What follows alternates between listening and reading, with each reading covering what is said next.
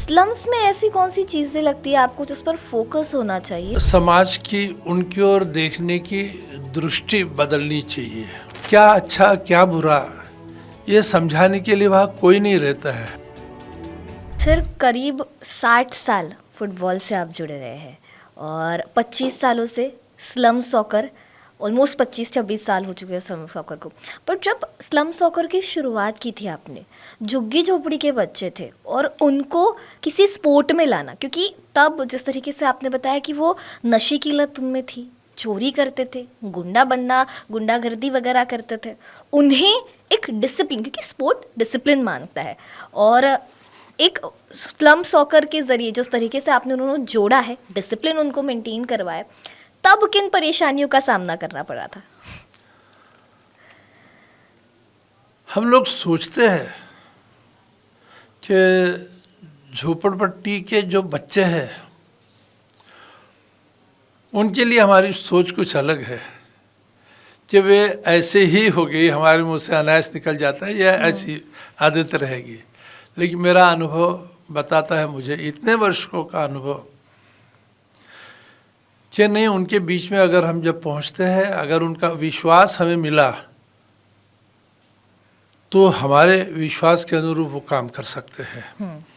और मेरा अपना विश्वास रहा कि नहीं, इन बच्चों को अगर मौका मिला तो ये भी बच्चे दूसरों के, जिन्हें समाज की ओर से, उनके माँ बाप की ओर से, उनकी शिक्षा के अनुरूप जो एक जीवन यापन मिला है, वो अच्छा रास्ता मिला है, वो इन बच्चों को भी मिल सकता है, हम लोग उन्हें दे सकते हैं, ये मेरा विश्वास है। आपने स्लम्स में बहुत टाइम गुजारा है, मतलब बच्चों के साथ स्पेसिफिकली, वहाँ के बच्चे जिस तरीके से रहते हैं, उनकी आदतों को आपने चेंज किया है।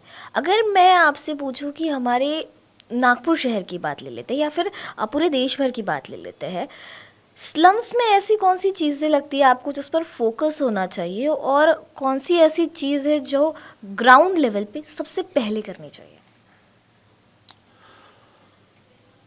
एक तो समाज की उनकी ओर देखने की दृष्टि बदलनी चाहिए, सबसे पहली। दूसरी चीज़ कि उनके बीच में शिक्षा का अभाव होता है, और महत्वपूर्ण चीज़ कि वे बच्चे, जैसे हमें अपने घर में अपने माता पिता का जो एक गाइडेंस मिलता है, वो उन्हें नहीं मिलता है। इसलिए कि उसके जो अधिकतर, यानी मेरा अपना अनुभव है कि अधिकतर उसमें जो महिलाएं रहती है, वो आजू बाजू के सिविल एरिया के या दूसरे घरों में सुबह से काम करने निकल जाती है। उनके वहाँ के जो पुरुष है, वो लोग रिक्शा चलाना, मजदूरी करना, इन पे सुबह से ही निकल जाते हैं। तो वो जो बच्चे हैं, उनको अपने माँ बाप का सहवास प्राप्त नहीं होता है। क्या अच्छा क्या बुरा ये समझाने के लिए वहाँ कोई नहीं रहता है। तो हम उनसे क्या उम्मीद करें कि जब उनको समझाने के लिए ये बातें, उनको समझाने के लिए जब कोई नहीं है, तो हम कैसे उम्मीद करें कि वो इन बातों को जान ले। जब वो इन बातों को, अच्छी बातों को जब जानते ही नहीं, तो नेचुरल है उनके आगे जो खुला जीवन है, खुला समाज है, जो दिख रहा है उसको एक्सेप्ट करते हो।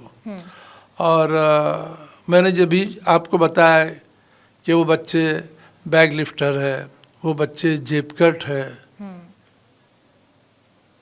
उनके लिए इजीली पैसे मिलाने का या उनके शौक पूरा करने के लिए वो एक रास्ता है, शॉर्टकट, बेसिकली शॉर्टकट है वो।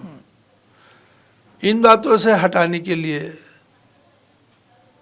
अगर शासन कुछ और भी प्रोग्राम्स उनके लिए आयोजित करे कि वहाँ से बच्चे निकले,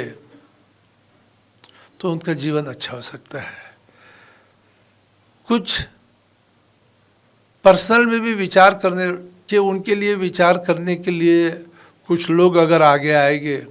अभी मैं देखता हूँ कुछ झोपड़ियों के किनारे पे, रोड के ऊपर में कुछ एनजीओज की महिलाएं उनके पढ़ाई के लिए आगे आ रही है। मैं नागपुर शहर में 4-5 जगह मैंने देखा है कि 3-4 बजे उन बच्चों को लेके रोड के ऊपर में, रोड के किनारे फुटपाथ के ऊपर में कुछ महिलाएं, लड़कियां उनको पढ़ाने के लिए, और पढ़ते हैं बच्चे वहाँ पे। इसका मतलब कि अगर हमने प्रयास किया तो ये साध्य हो सकता है, सिचुएशन चेंज हो जाएगी और हम चेंज हो साथ सकती है, देंगे। बिल्कुल चेंज हो सकती है।